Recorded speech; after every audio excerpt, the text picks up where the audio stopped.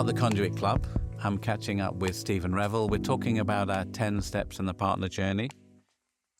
Two really particularly challenging ones. We've left these to the end. The point number 9 is how do we handle partner exits, and 10 is retirement.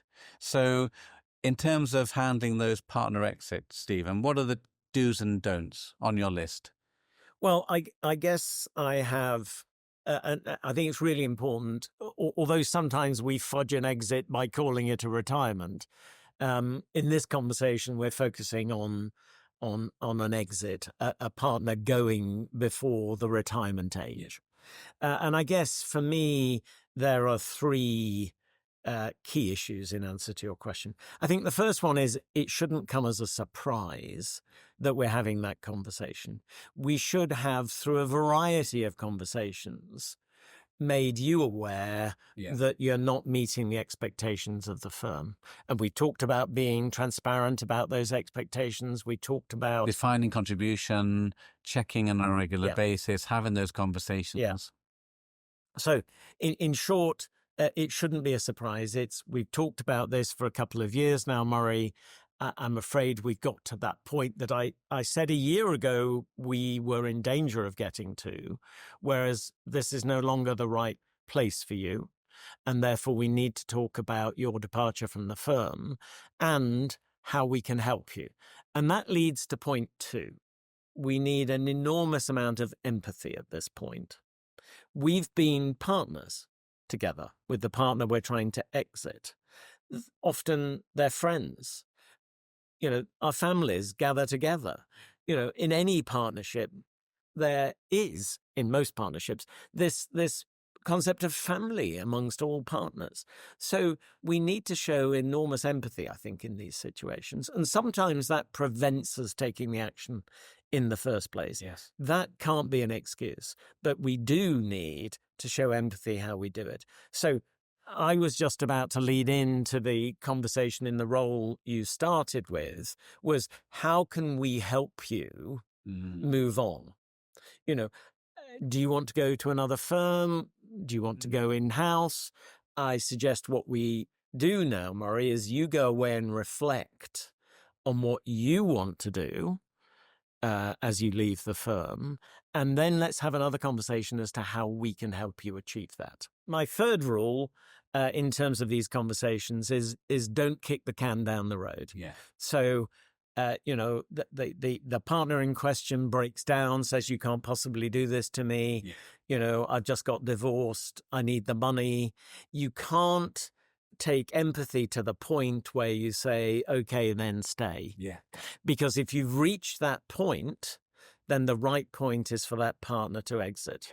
And you must stick to your guns. Yeah. And again, that's in part driven by it not being a surprise. Does that take us to what is your authority to have that conversation with me? And maybe a preparation point number 4, which is, do I have the support of the partnership in having that difficult conversation and making that conclusion?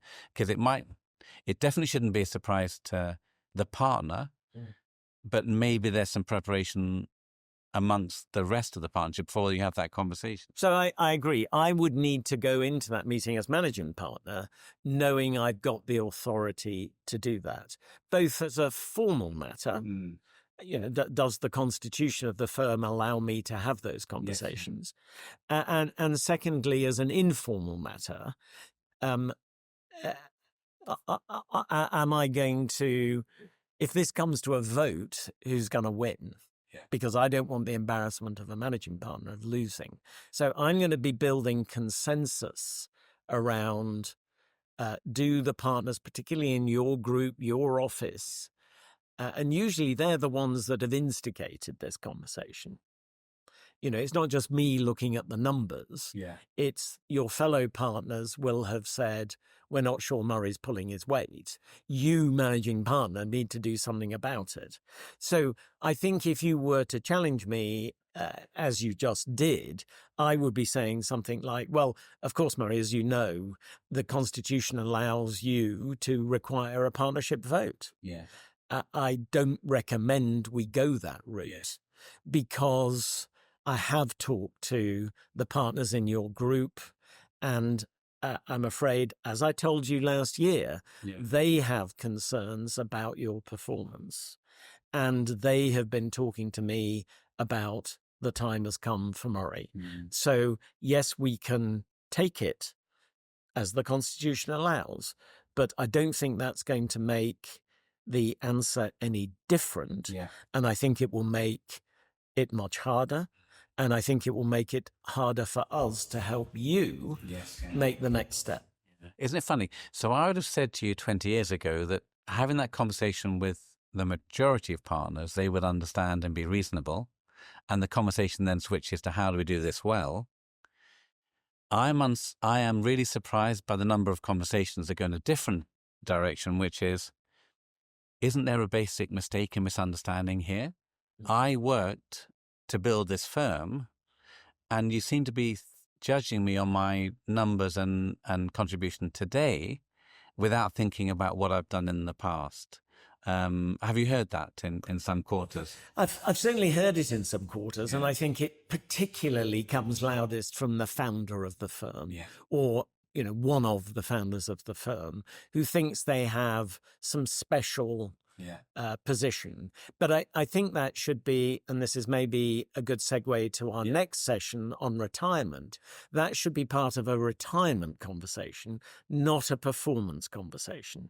Clearly, the two often get blurred, but I think one has to focus on things like, yes, but you were paid very well during the time you were a partner, and therefore you have, to a certain extent, already been remunerated for those efforts.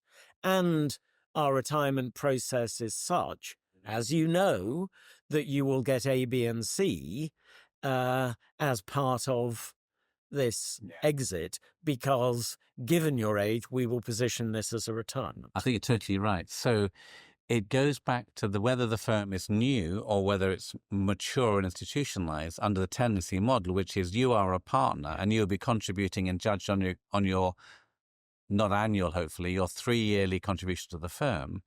And each of us comes in to contribute to the entity instead of us individually building a business. I think the phrase that every partner, no matter what size of firm, needs to have at the forefront of their mind: my job here is to make this a better place when I leave than it is when I join.